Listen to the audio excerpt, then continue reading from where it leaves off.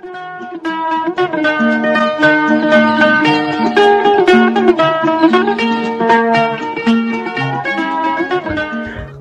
आदाब, hello friends. आपके साथ मैं हूं फराज और चैनल फिल्मी फराज है।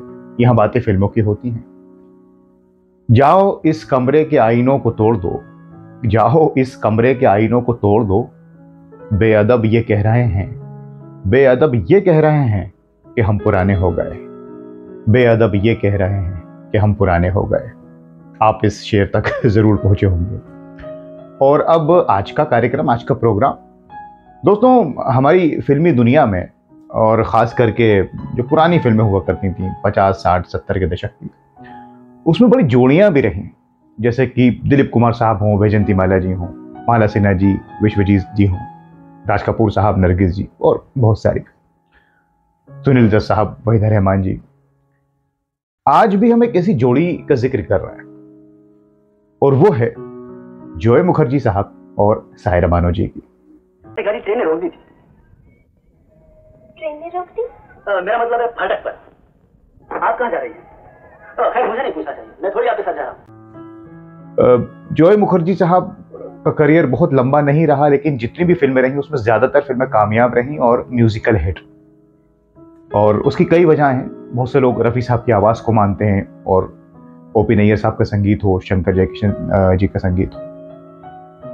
सायरा बानो दूसरी तरफ, उनका करियर भी अच्छा रहा। सबके साथ तकरीबन उन्होंने काम किया, दिलीप साहब के साथ भी। लेकिन मेरे ख्याल से जॉय साहब ने सबसे ज़्यादा काम जो एक्ट्रेस रही वो सायरा जी के साथ ही किया। और शायद सायरा जी ने भी जॉय साहब के साथ ही सबसे ज़्यादा काम किया है, क्योंकि जो मैंने रिसर्च किया तो 5 फिल्में इन दोनों के साथ हैं, और जो 1964 से शुरू होकर 1967 तक आई, मतलब इन कुछ सालों में ही। तो ये बड़ी बात है। और तकरीबन इन सारी ही फिल्मों के गीत खास तौर से मशहूर है, या एक दो गीत तो बहुत मशहूर है, उस पर हम बात करते हैं। अब सायरा बानो और जॉय मुखर्जी का रिश्ता कैसा रहा, लाजमी सी बात है जब फिल्मों में साथ काम करते हैं। और तकरीबन ये लोग साथ ही आए। 1960 में जॉय मुखर्जी आए, लव इन शिमला, हम हिंदुस्तानी फिल्म, और सायरा जी अगले साल 1961 में जंगली फिल्म आई, तो साथ ही आए। और जॉय मुखर्जी ने भी जिन एक्ट्रेस के साथ ज़्यादा काम किया, वो सायरा बानो हो, शर्मिला टैगोर हो, माला सिन्हा हो, इनके साथ ही ज़्यादा उन्होंने, साधना जी के साथ ज़्यादा काम किया। बाकी कुछ एक्ट्रेस इनसे सीनियर रहीं, जैसे मीना कुमारी हो या मधुबाला ने काम करना छोड़ दिया था, नरगिस जी ने भी काम करना छोड़ दिया था। तो इन्हीं के साथ जो एक्ट्रेस आई थी उनके साथ ही ज़्यादा काम किया। और एक फिल्म में शायद वैजयंती माला जी के साथ भी काम किया है, इशारा में। खैर, दूसरी तरफ सायरा जी भी सबके साथ काम कर रही थी, चाहे वो धर्मेंद्र जी हों, और भी बहुत से एक्टर्स रहे। दिलीप साहब के साथ काम किया है, और भी सुनील दत्त साहब हो। बहरहाल, अब आते हैं हम इन दोनों की फिल्मों के ऊपर। अच्छा, इन दोनों का रिश्ता जो सायरा जी बताती हैं वो यही कहती हैं कि जॉय से, क्योंकि इतनी फिल्मों में साथ काम किया तो लड़ाई भी होती थी। और जॉय मुखर्जी ने ये कहा था जब दिलीप साहब से शादी हो रही थी सायरा जी की, कि चलो सायरा, अब तुम्हें कम से कम एक्टिंग करनी तो आ जाएगी। अब दिलीप साहब से तुम्हारी शादी हो रही है, इतने बड़े वो एक्टर हैं। तो सायरा जी ने कहा कि डांटा उन्हें मजाक में कि बताऊं अभी। और सेट्स पर इनकी हंसी मजाक चलता था, लड़ाई होती थी, फिर आखिरी में शाम होते होते दोस्ती हो जाती थी।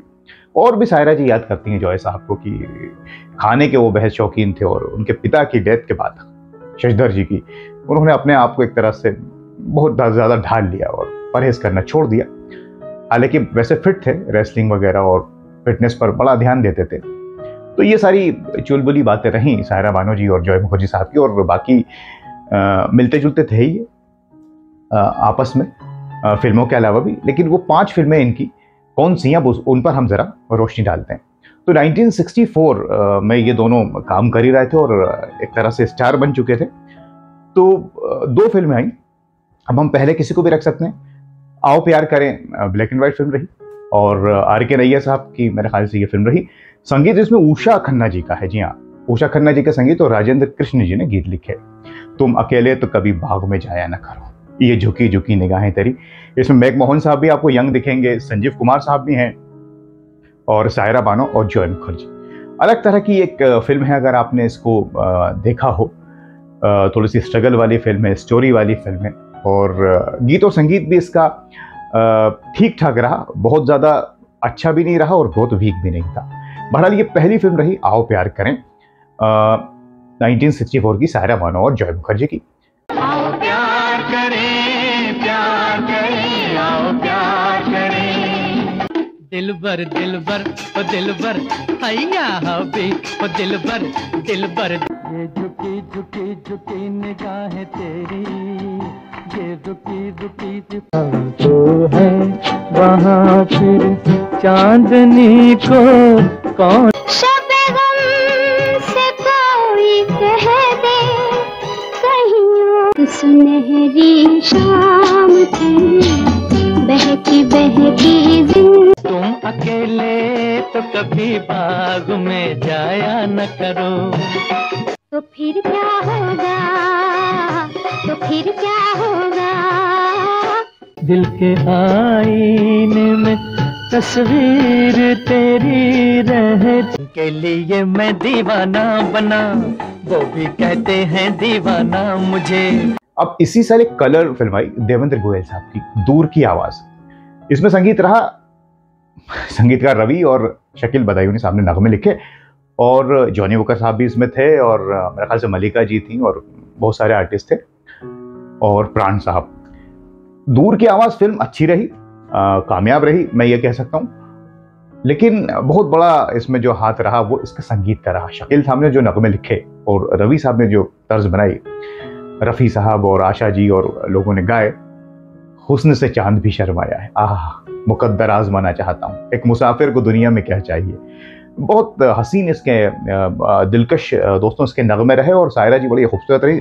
दोनों ही यंग थे, तो आप जब इस फिल्म को देखते हैं तो लगता है कि हाँ भाई, एक कोई यंग कपल है, कोई यंगस्टर्स आए हैं फिल्मी दुनिया में, जैसे कि आज के दौर में होता है। बाद में भी ऐसा होता रहा।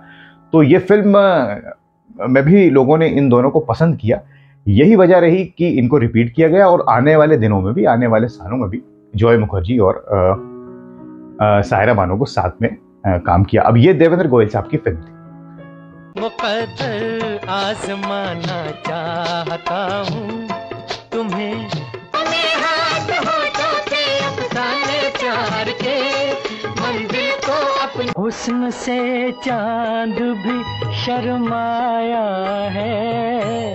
दिल मेरा आज खो गया है कहीं आपके पाँव के भी। अगर बच्चे होते नाम हमारा होता गबलू बबलू, खाने को मिलते लड्डू।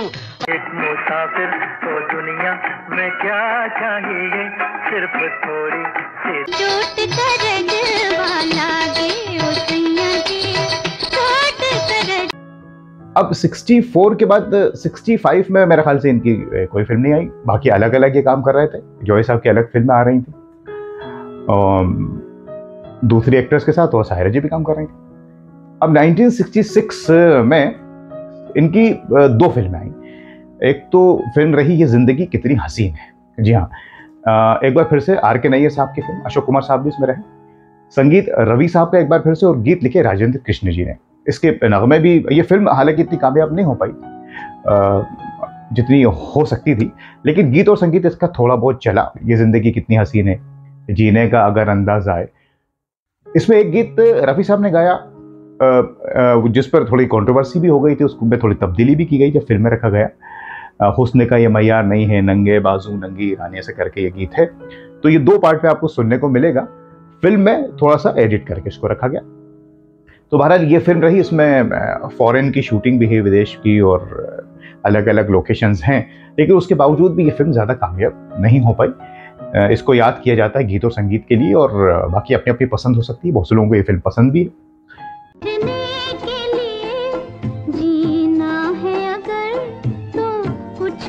पड़ जाएंगे मोहब्बत रंग लाएगी, हसीना मान जाएगी। हो माशा अल्लाह तुम जवा हो, माशा अल्लाह। रोज कहानी रोज फसाना सुनाना, अगर अंदाज आए तो कितनी हंसी है। बाजू नंगी टांगे हुस्न का ये मैया। इसी साल दोस्तों 1966 में एक बड़ी खूबसूरत फिल्म आई, और इसलिए भी इसका जिक्र करना ज़रूरी है कि साज और आवाज जो फिल्म 1966 में आई, सुबोध मुखर्जी साहब ने सायरा जी के साथ काफी काम किया। जंगली में ब्रेक दिया था, उसके बाद अप्रैल फूल में भी काम किया, और भी मैं आपको बताऊंगा आगे। बहरहाल ये जो फिल्म रही साज और आवाज, इसमें नौशाद साहब का संगीत था, और नौशाद साहब उन दिनों ज्यादातर संगीत दिलीप साहब की फिल्मों में ही देते थे। कुछ फिल्में रही जिनमें उन्होंने संगीत दिया, चाहे वो साथी हो या बाद में गवार हो। ज्यादातर दिलीप साहब की फिल्में होती थी, चाहे वो 60s में गंगा जमुना हो या लीडर हो, रामो शाम आई बाद में, और दिल दिया दर लिया। तो साज और आवाज में सुबोध मुखर्जी साहब ने नौशाद साहब का संगीत लिया, और ये कहने की जरूरत नहीं, ये फिल्म एक गायक और एक नर्तकी डांसर की कहानी है पूरी। तो संगीत का बड़ा स्कोप था। नौशाद साहब ने बहुत दिलकश संगीत दिया। दिल की महफिल सजी है चले आइए, किसने मुझे सदा दी, और बहुत ही बहुत सारे इसमें नगमे हैं, कुछ डांस नंबर्स भी हैं, आपने सुने होंगे। कुछ गाने तो 2-2 पार्ट में भी हैं। तो साज हो तुम आवाज हूँ मैं, ये भी एक गीत बड़ा मशहूर रहा, ये भी 2 पार्ट में है। बहरहाल इसका संगीत बहुत, तो मैं नहीं कह सकता कि बहुत चला हो। नौशाद साहब का संगीत हमेशा चलता है, लेकिन क्योंकि जब फिल्म ज़्यादा नहीं चलती तो कई बार संगीत भी ऐसा होता है कि फिर लोग उससे भी मुंह फेर लेते हैं। इसमें यह खासियत ये रही कि नौशाद साहब के साथ गीत शकील साहब नहीं लिखे। शकील साहब ज़्यादातर लिखते थे, लेकिन क्योंकि वो उन दोनों थोड़े बीमार थे, तो खुमार साहब को नौशाद साहब लाए, खुमार बाराबंकी साहब, और उन्होंने भी अच्छा काम किया। तो इस तरह से इनका साथ रहा, और ये सायरा जी और जॉय मुखर्जी साहब की 4 फिल्में हो गई साज और आवाज मिलाकर।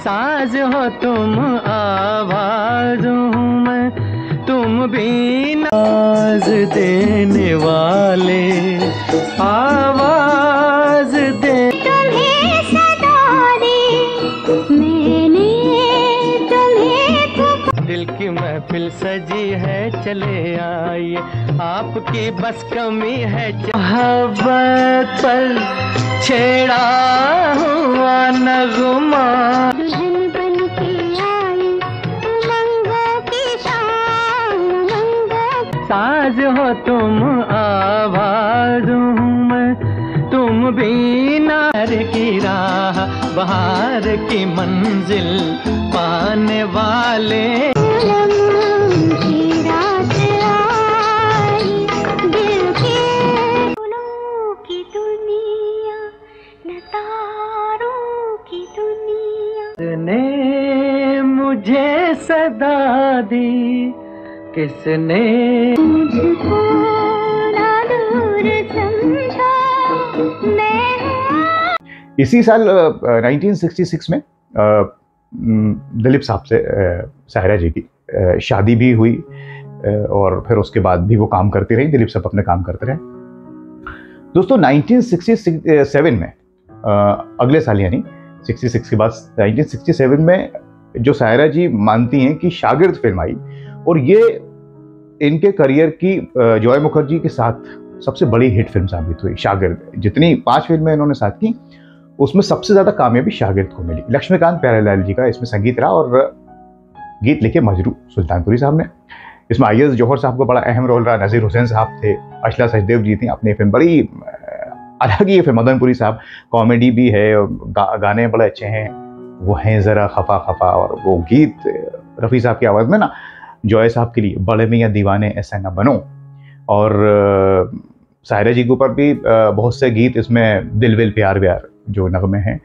तो ये एक म्यूज़िक भी अच्छा था, स्टोरी भी अच्छी थी, और शागिर्द का और उस जो रोल था और उनके उस्ताद का बड़े अच्छी तरह से एक्टिंग के लिहाज से भी, और हर तरह से ये फिल्म कामयाब रही, और आखिरी फिल्म ये साबित हुई इन दोनों की।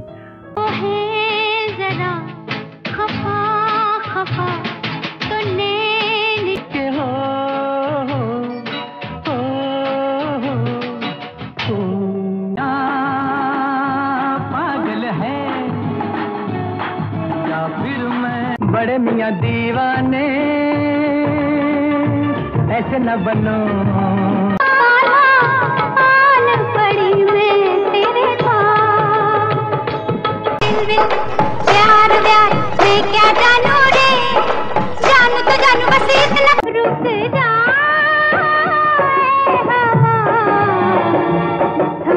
उसके बाद जैसा कि मैंने आपको बताया, लोग अलग अलग काम करते रहे। सायरा जी कुछ और उनकी फिल्में आती रहीं, कामयाब भी रहीं, लेकिन जॉय साहब ने फिल्म बनाई हमसाया जो ना चल सकी। उसके बाद फिर वो हीरो के तौर पर आए, लेकिन ज़्यादा चल ना पाए और प्रोड्यूसर बन गए, फिल्में बनाते रहे। लेकिन वो उनका वो जो गोल्डन एरा था वो निकल चुका था जॉय साहब का। और सायरा जी अपना काम करती रहीं, धीरे धीरे फिर उन्होंने भी काम करना बंद कर दिया। तो ये 5 फिल्में इन दोनों दोस्तों की रहीं, दोस्त कह रहा हूँ क्योंकि बड़ी अच्छी इनकी गहरी दोस्ती रही। और 5 फिल्में दोस्तों कोई कम नहीं होती, वो भी महज 3-4 साल में, 1964 से 67 तक। तो अब आपके पास अगर कोई इन्फॉर्मेशन हो इनसे जुड़ी, सायरा जी से, जॉय साहब से कोई किस्सा हो, तो आप हमसे शेयर कर सकते हैं और उस दौर में एक बार फिर से जा सकते हैं। हमने आज के इस कार्यक्रम में उन 5 फिल्मों पर नजर डाली और कुछ बातें की इन दोनों महान कलाकारों के बारे में। अब जॉय साहब हमारे बीच में नहीं हैं, 2012 मार्च में इस दुनिया से चले गए, लेकिन उनके काम के जरिए हैं। और सायरा जी कि कौन सी आपकी फेवरेट फिल्म है, जॉय साहब की कौन सी फेवरेट फिल्म है, या इन 5 फिल्म में से कौन सी फेवरेट फिल्म है, कौन सा नगमा आपका पसंदीदा है, या वो आप हमसे शेयर ज़रूर कीजिए।